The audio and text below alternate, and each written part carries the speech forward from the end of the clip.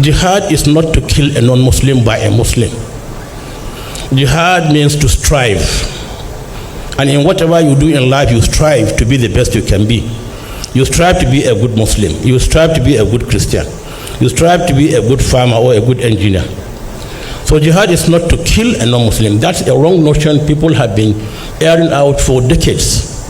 One of the most fearsome word a non-Muslim would hear is the word jihad.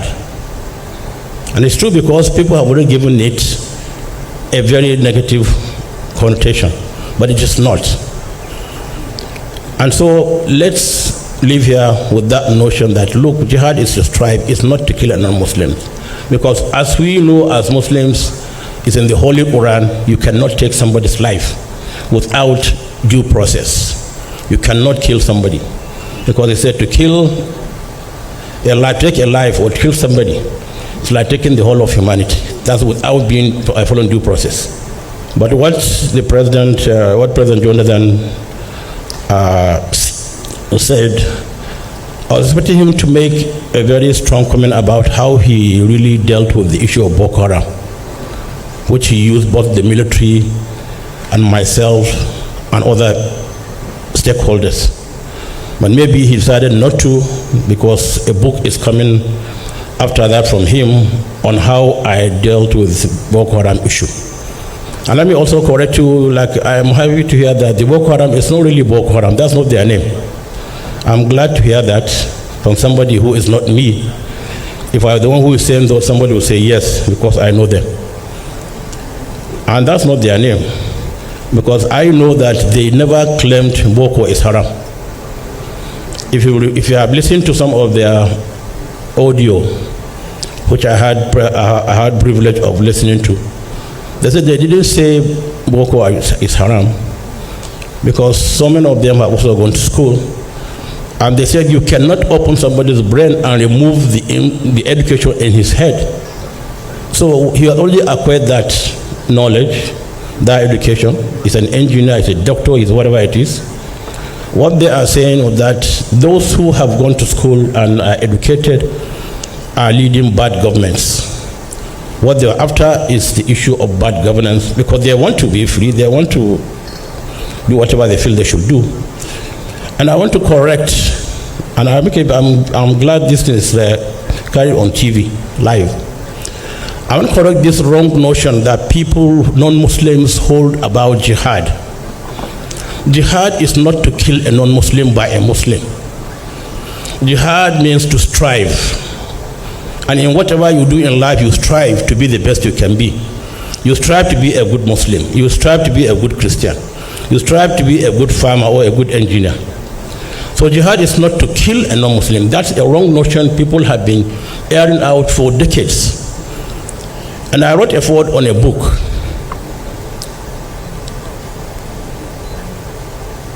written by very high stakeholders across the world, published by the King of Jordan. And I wrote that foreword, and I believe that book will be brought back again. It was about 13, 14 years ago. And it talked about the uses and abuses of jihad. Because at the back of the book, I remember very well, because they said one of the most fearsome word a non-Muslim would hear is the word jihad. And it's true because people have already given it a very negative connotation, but it is not. And so let's live here with that notion that, look, jihad is to strive, it's not to kill a non-Muslim.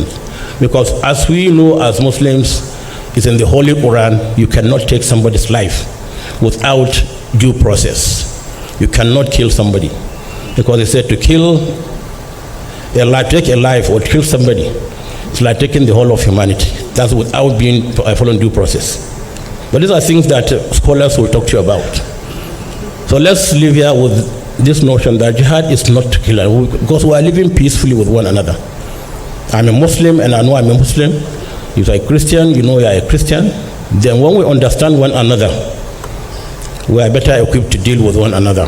because I know who you are, you know who I am. There's nothing you can do to me. There's something I can do to you. Understanding is the most important thing. We understand one another and live peacefully in this country. And I want to also correct the notion that when Bishop Kuka talked about Islamism, you use some words maybe in a wrong manner, or somebody might feel Islam is negative. Islamism is not aimed at seizing power at any particular forum.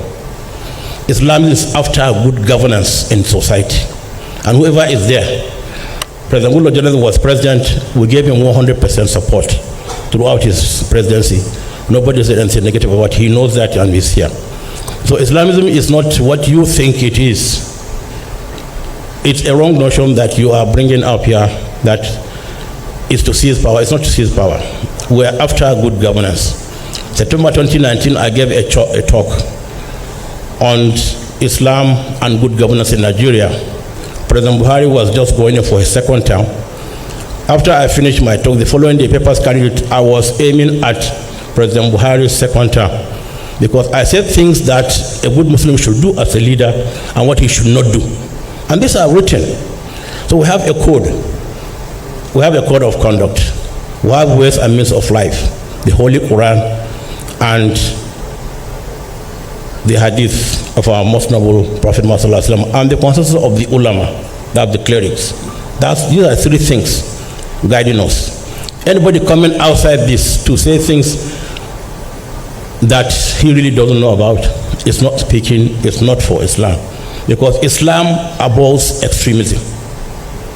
Islam abhors extremism. You cannot be an extremist and then claim to be a good Muslim. So let's learn some of these issues, and then when we're talking about insecurity or security in our great country, we have to be careful in how we say things, how we present them. And another particular paper I'm talking about, I gave Bishop Kuka a copy, Islam, what Islam means in good governance. So let's come closer as one big family with different backgrounds and forge ahead to make this country a better country. Because there's nothing anybody can do about a Christian or a Muslim being who he is. Because when we are coming to the world, we didn't beg Almighty Allah to bring us into the world as Muslims or Christians or Jews or whatever it is. He decided in his own right to bring you into the world as a Christian or a Muslim or whatever it is. We must learn to respect one another. We must learn to live with one another. We must learn to help one another, because we must be our brother's keepers. And so many Christian leaders here know that. It's in the holy books also that we must be good to ourselves. And I want to thank the chairman of the occasion for coming to Sokoto once more. And I assure you all, we are here to do our best. When we are talking about issues of insecurity in Nigeria, can we please start doing it with facts and not, like reckless ethnic profiling? Start with the facts, yes, Fulani people are like a diverse group of, ethnic people. They are found in multiple countries, Guinea, Guinea-Bissau, Niger, Cameroon, all these countries. So there's over 40 million Fulani people across the African continent. But when people talk about Fulani people in Nigeria, they seem to only talk about it in the sense of Fulani people are criminals and are violent. And this is a generalization that people have, that Fulani people in Nigeria in general are criminals and are violent. We have Fulani people that are traders, we have Fulani people that are scholars, we have Fulani people that are political leaders, and we have Fulani people that are, cattle rearers. That's what they are known for, I guess. Usman Fodio was Fulani. Not even going to go broad to talk about Fulani people's achievements in West Africa. Even in Nigeria, Fulani people have been invested and have been contributing to governance, to business, to trade in Nigeria alone. Reducing an entire ethnic group to terrorists is not just ignorant, it's a very dangerous rhetoric that further fuels division and violence. Secondly, This is not a problem that is peculiar to Nigeria. Yes, it's bad in Nigeria, but countries like Niger, Burkina Faso, Mali, they also have farmer herders clashes. The problem is not that Fulani people in Nigeria are different from the other Fulani people in other countries. It is that Nigerian governments, so many Nigerian governments, all the past Nigerian governments have failed to effectively mitigate the conflict. All these other countries, they introduce policies like grazing reserve and modernize like ranching systems to be able to mitigate that conflict and be able to provide solutions for the conflict. Nigerian governments, on the other hand, all the past Nigerian governments have allowed this conflict to breed and breed and breed because of their greed and because they have something to gain from the conflict going on, and they refuse to acknowledge this conflict to the point that it got to where it is today. Third, if we're going to generalize ethnic groups based on the actions of a few criminals in those ethnic groups, every other ethnic group in Nigeria has bad stereotypes attached to them. Like, should we say all Yoruba people are witches? I'm just talking about like the ignorant stereotypes, that the popular ignorant stereotypes that we have in the country. Should we go by those things and see things like, oh, all Yoruba people are witches, or all Igbo people are IPOB criminals, or like, oh, all Muslims are extremist terrorists? Of course, like, we're not going to say that, because we understand the fact that, okay, crime and extremism actually exists in all communities, in all ethnic groups. The fact that some criminals identify themselves as Fulani does not mean that all Fulani people are criminals. I can't believe that I'm actually saying this, because I genuinely thought it would be like common sense. There are criminals in every ethnic group, but we don't sit down and generalize those criminals and their acts. We don't ethnically profile others the way Fulani people are ethnically profiled in Nigeria. And fourth, like, let's be honest about something. A lot of you people's perception of who Fulani people are, that perception comes solely from Nigerian media. Media has grabbed onto and has heavily like sensationalized the Fulani herdsmen news. The Fulani herdsmen narrative. They use it to further fuel political and ethnic divisions, because they know that that is the thing that will get them attention from people. The Owo church attack in 2022, Fulani herdsmen were blamed for it, and it later came out that it was not Fulani herdsmen, is it ISWAP, or what is it that they call themselves? There was an incident on Lagos-Ibadan Expressway in like 2018 where videos circulated on the internet and the news started flying around that Fulani herdsmen have attacked them, blah blah blah, and it later came out to be that it was actually an accident that happened. Nobody attacked anybody, it was an accident, and Fulani herdsmen were blamed for it. In Plateau State as well in 2018, images started circulating in the media about Fulani Muslims attacking and killing Christians in Plateau State, and it came out that actually it was a video that was taken in Congo, Brazzaville. Like, these are just small instances of how misinformation and biased reporting contributes to the wrongful vilification of an ethnic group in general. Like, by hastily like attributing any attack that you see, any terrorist attack that you see with Fulani herdsmen, without like investigation, without any proper evidence, the media and people themselves continue to perpetuate stereotypes that hinder our understanding of the multifaceted nature of insecurity in Nigeria, because our insecurity in Nigeria goes beyond Fulani people or Fulani herdsmen. And another thing is, when a criminal act is done by another person from another ethnic group, media does not say Igbo man kills, Yoruba man kidnaps, but the moment a crime is linked to a Fulani person, the entire ethnic group is dragged into it. Like, suddenly we don't care about generalization. And this type of thing, it creates a false perception that Fulani people are the only ones responsible for violence in Nigeria, when in reality, multiple groups are involved in Nigeria's insecurity crisis. And yes, I agree with you on, okay, yes, it's actually bad because we're seeing how the Fulani herdsmen thing is escalating in the south. But let's look at something. Boko Haram is largely Kanuri people.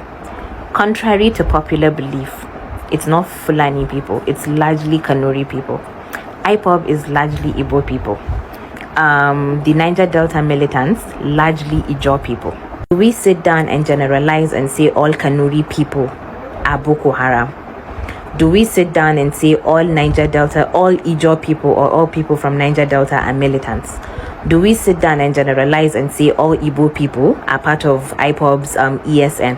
No, we don't, because we recognize that these criminal groups do not define the entire ethnic group. Instead of sitting down and blaming the ethnicity, sit down and ask yourself these questions. Why has the Nigerian government failed to tackle insecurity effectively? Why are arms and weapons so easily accessible in this country? Why are there no national policies to address farmer-herder conflicts permanently?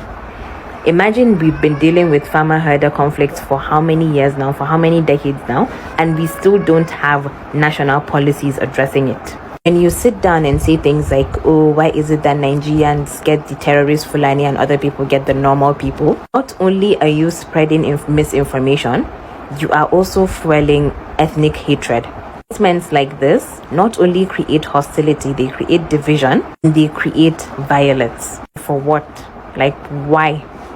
So yeah, let's get the entire thing straight. Nigeria's insecurity problem are not about ethnicity. They are about bad governance, poor security policies, and systemic failures. Problem is not and will never be the Fulani people. Problem is about how Nigeria has allowed crime and conflict to thrive. Yeah, like the next time someone comes to you with this narrative of Fulani people are terrorists or whatever, why are Fulani people this or that, ask them this. Ask them, are they looking for solutions for the problem, or are they just looking for someone to point the finger to and blame? Good day to our viewers all over the world, and welcome back to Local Journal. We've listened to what the Sultan of Sokoto said concerning people and non-Muslims saying and giving a wrong connotation to what they call jihad. He's saying that jihad is not a bad word, and jihad is not something bad. Jihad is striving to be better. Jihad is trying to be a better person in everything you do, and the fact that people who don't understand the meaning of jihad are giving a bad name or painting it in a very bad light or giving a bad connotation to it is tiring. And so he's trying to sensitize people. He's trying to sensitize non-Muslims who don't know the meaning of jihad to know that jihad is not a bad thing. However, the way it's being practiced in this part of the world, it's not the proper way to practice it. Whichever way you are trying to convince non-Muslims can't be done from your word. It can only be done by your actions, because like if your word says otherwise, whereas your action is doing another thing, there is no way people or non-Muslims are going to believe what you're saying, because jihad and you trying to impose your own belief system on non-Muslims work side by side in this part of the world, because this is what we are facing. This is what we are seeing on daily basis. This is the actions these fanatics we have in Nigeria are like kind of practicing. That is what they exhibit towards other people. That is basically what they are doing, and the reason why the insecurity in the northern part of the country is soaring up every day is actually because of what they practice and how fanatical they can be in their own belief system. And we can't, let's not lie to yourself, because we know this. So this is the reason why non-Muslims believe that anything that has to do with jihad is trying to like impose Islam on other people. So you won't really blame them. If you want to correct this notion, I believe is to sensitize your people not to act in a certain manner that will paint the whole belief system, or to paint as Islam in a bad light. That is just a thing, because Islam is not supposed to be a bad religion, but the people who are practicing it here and the people who are their leaders here are the people who are causing the problems you are having in this part of the world. You understand? So that is the issue. That's basically the issue. It's not as if anybody has like a premeditation, or probably maybe anybody has like a fixed perception about jihad, or thinking that okay, it's actually a very bad thing, but it's actually because of the way most people behave. It's actually because of the way these fanatics we have in the north behave. That is actually the reasons. That is actually the reason why most Nigerians think that jihad is a bad thing. So it's perfect. It's good. You're trying to clarify these are the meaning of jihad. However, actions must back it up to see that jihad is not actually a bad thing. And on this other lady that is saying that people do things and then other people commit a crime, but when it comes to the Fulanis, that they generalize things, that we have criminals in every ethnic group. Of course, I accept the fact that there are bad egg in every ethnic group. However, if you look at what is happening, if you look at the way things are happening in Nigeria and you look at the insecurity problem we are having in this country, you will know that 90% of the people who are involved in this criminal act are particularly from one ethnic group. And if you be very honest, you know that these are the people perpetrating this violence. If you look at the insecurity, kidnapping going on, and the people you are seeing on videos and cameras, and you see in bush, they are these people. The people who are saying in our bushes collecting ransom are the Fulanis. And so, how do you want to paint it? Do you want to say that they are not the one doing it? Let's not be like kind of hypocritical about things. Let's be very honest. I know generalizing things in general, it's to some extent not really okay. However, let's call a spade a spade. We know the people who are perpetrating this, and that's why I say for us to like kind of move forward as a country, for us to fix our challenges, for us to fix some of these issues we are having, we need to like stop saying things from the part of sentiment or this is my tribe. I need to protect that's the image of my tribe at all costs, even though that's my tribesmen are committing heinous crime in the country. No, we shouldn't see it in that way. We should take the country first and see ourselves as Nigerians first. Then we'll see that okay, so anything anybody is doing, provided the thing the person is doing is not right, we'll always try to call the person out. I'm not saying that you're not calling them out, you're trying to side the Fulanis. No, that's not what I'm saying. But like feeling too bad that Nigerians or people in Nigeria are like kind of calling these people terrorists or calling them bandits shouldn't be something worrisome to you, because if they don't want to have this name, if you go to so many West African countries, they have these challenges as well. It's not only Nigeria that is having this challenge, of course. So we know that okay, this is what they are doing, and the people who are really vested in this criminal act are these people. So if they don't want to have this name, it's just for them to change their ways and stop perpetrating this act. And by so doing, I think all this whole thing is going to stop. That's what I have to say. Can you drop what you have to say in the comment section? And if today is your first time to visit our channel, please kindly like, share, and subscribe to our channel.